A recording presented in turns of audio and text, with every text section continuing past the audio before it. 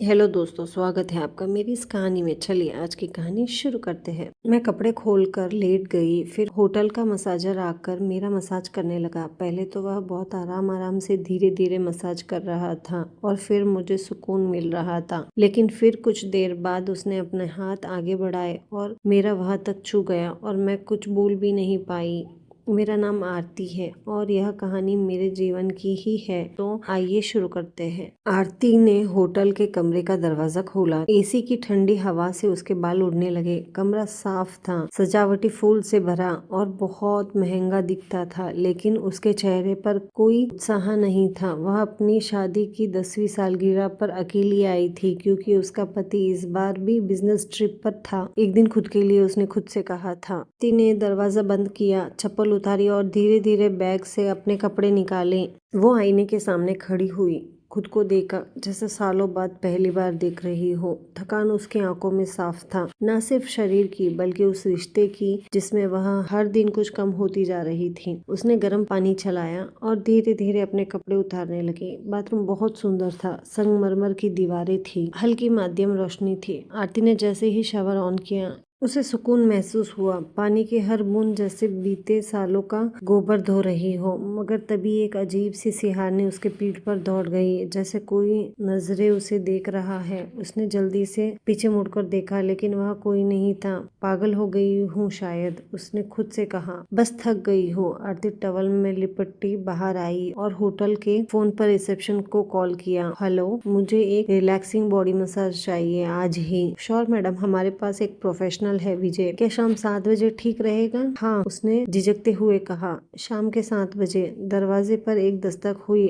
आरती ने दरवाजा खोला तो सामने खड़ा था एक लड़का, लगभग 35 साल का। उसकी आंखें गहरी थी, सादे कपड़े थे और हल्की मुस्कान। हेलो मैडम, आई एम विजय, मे आई कम इन? उसकी आवाज में ना कोई बनावट थी और ना कोई झिझक। आरती ने चुपचाप सिर हिलाया। Ma'am, where would you like me to set the table? उसने पूछा। आरती ने खिड़की के पास इशारा कर दिया। विजय ने बड़ी सहजता से टेबल लगाई, तौलिया बिछाया, तेल रखा, फिर उसकी ओर मुड़ा। आप तैयार हैं? हाँ, मैं अभी आती हूँ, आरती ने कहा और बाथरूम में चली गई। जब वह बाहर आई तब उसने एक लंबा बाथरोब पहन रखा था, लेकिन उसके भीतर डर और झिझक थी, दोनों थे। विजय ने बड़ी ही सहजता से उसके टेबल पर लेटा दिया। पीठ के बल। आप रिलैक्स हो जाइए मैम, कोई जल्दी नहीं है। जैसे ही उसका हाथ आरती के कंधों पर गया, एक पल को तो उसके आंखें बंद हो गई। विजय का स्पर्श न तो ज्यादा गहरा था और न ही हल्का। वो जानता था कि स्पर्श कैसे शांत करते हैं। आरती ने पहली बार किसी अजनबी के साथ कोई डर महसूस नहीं किया, बल्कि एक अपनापन सा। विजय चुपचाप अपना काम करने लगा। आपको बहुत थकावट है, उसने धीरे से कहा। आरती कुछ देर चुप रही, फिर बोली,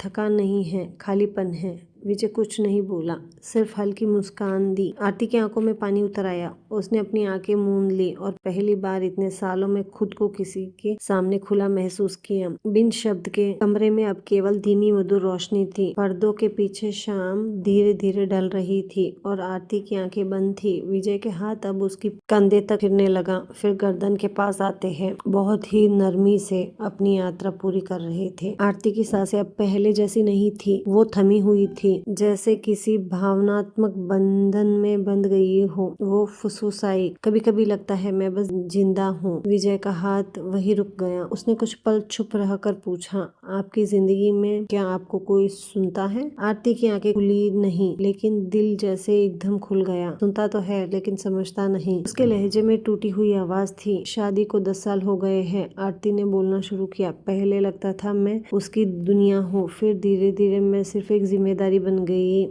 हर त्योहार, हर खुशी बस अपरिचित बनकर रह गया। विजय कुछ नहीं बोला, वो सुन रहा था, जैसे बूंद बूंद रिश्ती दीवार को अंदर तक महसूस कर रहा हो। मैं बिखरती रही और उसने कभी देखा नहीं। आरती की आवाज धीमी हो गई। विजय ने धीरे से उसकी हथेलियां पकड़ी। आप टूटी नहीं है आरती जी, सिर्फ थक गई है। उसके इन शब्दों ने जैसे किसी कांच की दीवार पर चोट कर दी हो। आरती की आंखों में से आंसू बहने लगे। कभी कभी बस कोई सुन ले, छू ले, कुछ कहे नहीं, बस थाम ले। उसने कहा, तो बस आज मैं थामता हूँ, विजय ने धीमे से कहा। वो पास आया, उसकी पीठ के नीचे तक तौलिया ठीक किया और सिर के नीचे एक छोटा तकिया रखा। उसका स्पर्श अब सिर्फ स्पर्श नहीं था, वो अब एक भाषा बन चुकी थी, बिन शब्द के।